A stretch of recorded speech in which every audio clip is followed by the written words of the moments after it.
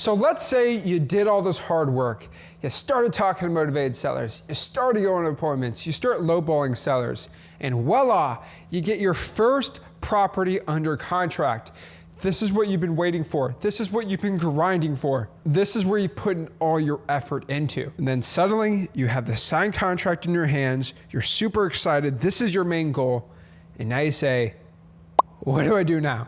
I was so confused. All I was working on is getting a deal under contract. I don't know what to do next. Well, welcome to day 20. And hopefully for some of you guys, you have this problem. And I'm telling you, this is a good problem to be having. You might be confused. You get the property under contract and you don't know what to do. Well, in today's video, I'm gonna show you exactly what you need to do step by step right after you get the signed contract.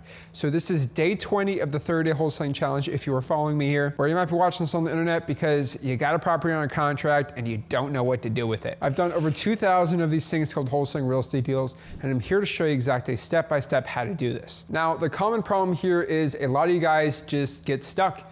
You don't know what to do. You get under contract and you kind of need some guidance here. And really, this is not a complicated process. Now, my first couple deals, yes, it was very confusing how to do this, but I promise you it's not that stressful. From going from point A all the way to point B, it's gonna be a lot more smoother if you know what you're doing. And really, this is a 7-step simple process. So let's break down my 7-step process here on what to do right after you get a contract signed. So kind of step 0 here is, again, just getting the deal under contract. So hopefully you're conditioned to the seller, you got a good price, you don't have to renegotiate anything like that, and we're set up to the next step. So let's kind of start with step 1. We're going to thank the seller so much for taking their time out for us to go meet with them at the property, and we're just gonna let them know what the process is going to be. So the process again is, hey, Mr. Seller, what we're gonna do is we're gonna bring this over to the title company. I'm gonna submit my EMD if I have any, and we're gonna give this to Kim or whoever is your title lady, right? She is gonna be getting the file and she's gonna be running the title. What I'm gonna do is give her your contact information, and what she's gonna do is call you and just trying to figure out exactly how to get you the money at the closing date. Now remember, Mr. Seller, you get to choose the date of your closing. Now I know we written here that we wanted to get it done by July 31st or whatever date you'd put on here, but if you want to do it before or after, the Kim at Title Company is going to be working on this. So she's going to ask when you want your title date, because you get to choose, and exactly where to bring the money. Do you want a check? Do you want it wired into what bank account? She's going to get all that information for you, and she's going to coordinate the whole process. Now, this is your card, and I like to go to Title Company and get all their cards and give it to the seller, because some sellers don't answer unknown phone numbers. So they're like, oh, it's a phone number from my area code, but I ain't gonna answer it. That seems suspicious. What you need to do is just give her the card so she can put it in her contacts, and when the title company calls, she's gonna get this information. Now, one small way people get their deals lost is they don't get any contact from the title company, or maybe they don't answer the title company, and they'll be like, well, the title company never reached out to me. This is suspicious. This is weird. I'm getting out of the contract, right? This is bad. And that's always a big problem I do see with some sellers. So you want to make sure that they know the title company is reaching out to them, and specifically their information and the person's name. And so this is just the prerequisite to step 1. So step 1 here, we're just going to submit our contract right after we get it signed. We're going to get it scanned on our phones. If you use the Notes app on your iPhone, you can do this, or anywhere on Android, and just get a scanned copy or even a picture of it and just email it to the title company. I still like to keep the originals to my contracts just in case I have to do memorandums or affidavits or anything like that. And then if I have $100 to $300 earnest money deposit, I send that right to the title company right there. Now, step 2 here in this process, which is really underrated here, but this is going to be what I call confirmation from the title company. What we need during these next couple days is just confirmation from the title company that the title's good, right? There's no other liens, there's no other people vying for the property through the probate. Let's say we have a probate situation, we're just gonna let the title company handle all the issues there, and we just wanna make sure that they run the title search and everything's good. Now, during this period, right, I kind of call this the dead period. We get the deal locked up and us getting it assigned and walking through with a cash buyer. We wanna follow up with the seller every 1 to 2 times every single week. And you might be like, what's the follow-up process, right? It's pretty simple. Hey, this is Zach. Just calling you, Kelly, just seeing how you're doing and seeing if you have any questions with your move or with our home buying process. Did Kim reach out to you about the property yet? And just kind of talk like that. I always say about twice a week. Some people do once a week. It's whatever medium you like to do. but at least at a bare minimum, make sure you reach out to your title company and make sure you reach out to your seller at least once a week to follow up, see how they're doing, and just checking in on them like a friend.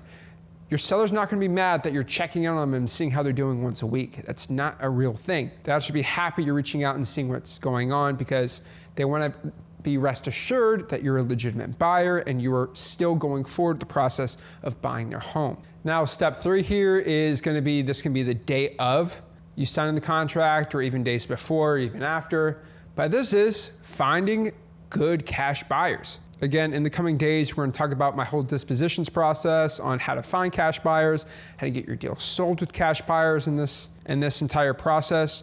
But really, just really quick, what we're gonna do is find a list of buyers, talk to them, qualify them, make sure they're ready to buy our house, and put them on our list.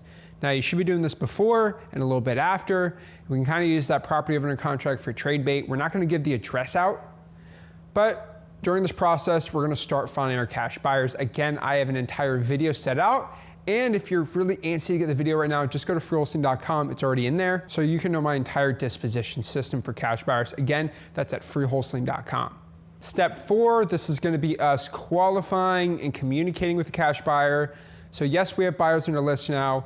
We're talking to them, we're sending them pictures of the property. Once they're really committed on the deal, we're gonna send them the address to look at. And from there, they have to give me a yes or no decision if they're ready to buy the property from us. Here's the address, here's the pictures. Is it good or is it not good? There's gonna be some buyers that say, yeah, that's a great deal. I'll buy this thing for $150 and maybe you locked it up for like, let's say $100,000, a $50,000 profit. Let's get it. Step 5 here is gonna be really important. This is gonna be part of my dispositions process, which we're gonna do more videos about, so don't feel like I have to get in the whole weeds of this right now, but we're going to get that price commitment from our cash buyers. This is an entire step on the process and a very important one, but we wanna make sure our buyer is gonna commit to the price that we told them. Remember, we can send this deal out to any other buyer, Joe Schmo out there, but for us to commit to you to be the buyer, you have to commit to our deal. And it's not like a piece of paper, but before they go through and walk through the house, remember, you only have 1, 2, or 3 walkthroughs at most with these deals. So you don't be wasting time with people that might want to buy the property. You got to bring people through that are committed to going through the property. So a line I like to put is, Mr. Buyer, if you are liking this price, if you want to go by and see the property, I'm going to need a price commitment from you. So what this means, you walk through and the pictures of the property are just like the ones you see here. Are you ready to commit and give me a $3,000 non-refundable earnest money deposit to buy the property based on the pictures and condition you see right now? Yes or no? If not, I'll go to my next buyer, which I have ready to go through the walkthrough, but I'm only doing 1 walkthrough.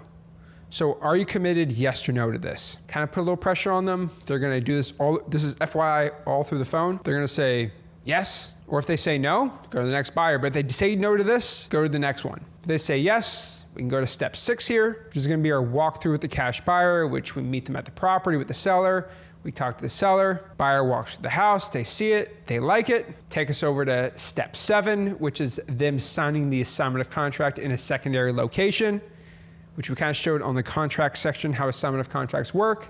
And boom, we go to closing day and we get our money. Right after we get the property under contract, it's not that complicated.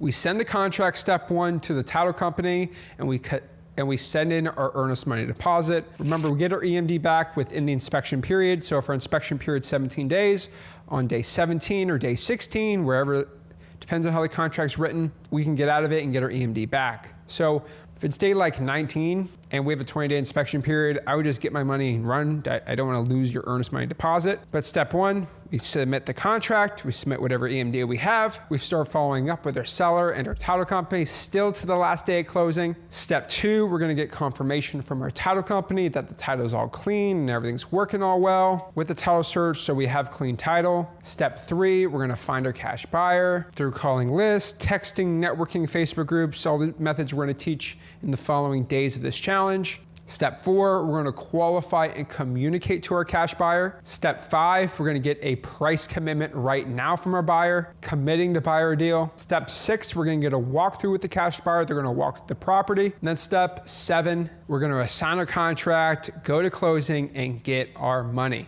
Guys, right after you get the contract signed, it's not that complicated. It's not that stressful. All we gotta do is follow the steps and get our deal sold and get some money. So that's it for day 20 of the 30-day wholesaling challenge. We got our deal locked up and we're gonna get this thing done. So if you got any value from this video, guys, do me a favor, make sure you smash the like button, subscribe, and I'll see you tomorrow for day 21 of the 30-day wholesaling challenge. Again, this is Zach signing out. Have a blessed one.